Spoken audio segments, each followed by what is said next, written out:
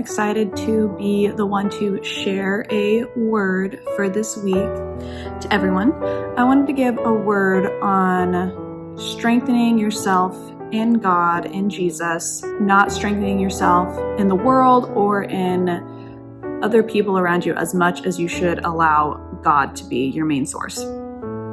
In John 15, starting in verse 1, it says, "I am the true vine, and my Father is the vine dresser.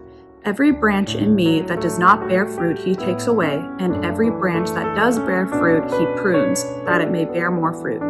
Already you are clean because of the word that I have spoken to you. Abide in me, and I in you." And this was the verse that I was going to highlight. It says, "As the branch cannot bear fruit by itself unless it abides in the vine, neither can you unless you abide in me."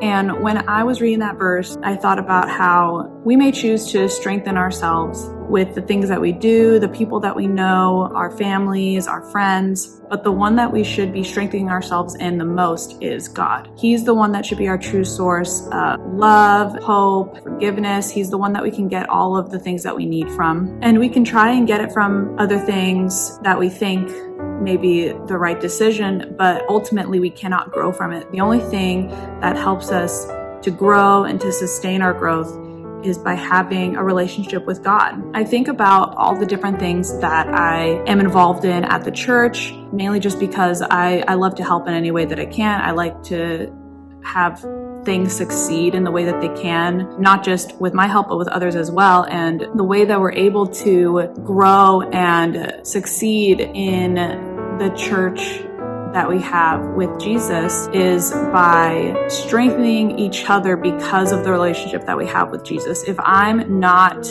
conversing on a daily basis with God, if I'm not building myself up in Him, and I go to help out at one of our events or on a Sunday service and I interact with other people, if I may be having a bad day and I'm not, on top of my relationship with God, it can hinder that, and it can hinder that relationship, and it can also hinder the service. And that's why it's such an important thing to have your relationship with God be the most important thing in your life, to follow Him for His truth, to follow Him for His wisdom, and to really just build our relationship on Him.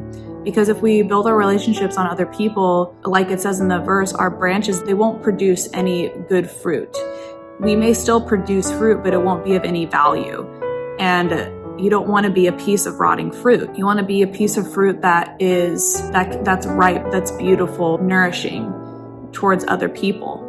And if we're not making sure that we're building our branches on the Word of God, how is that going to reach the lost in the world that Jesus says that we're supposed to reach? No matter what our purpose is, we're all called to bring people to the love of Jesus, to bring them to His Word so that they may be saved and to know Him. It continues on in verse 5. It says, "I am the vine, you are the branches. Whoever abides in me and I in him, he it is that bears much fruit.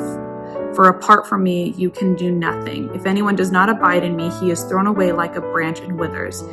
And the branches are gathered, thrown into the fire and burned. If you abide in me and my words abide in you, ask whatever you wish and it will be done for you."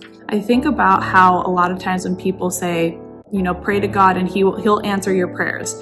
And I always want to do like a little disclaimer with it, because God's not going to always answer every single prayer that we give to Him if the purpose does not match His will. Because you can pray for something to happen, but God knows all. He knows what ultimately is the right path to choose. And we may be praying for something that actually isn't correct, that isn't what we should be praying for, that isn't what God has planned for us. And His plans are so much better than anything that we could ever think or imagine. And so the way that we know what to pray for and what we should be praying for is, again, to read His Word, to spend time with Him, to worship Him daily, to pray with Him daily. So that's my encouragement, is to really focus on your relationship with God.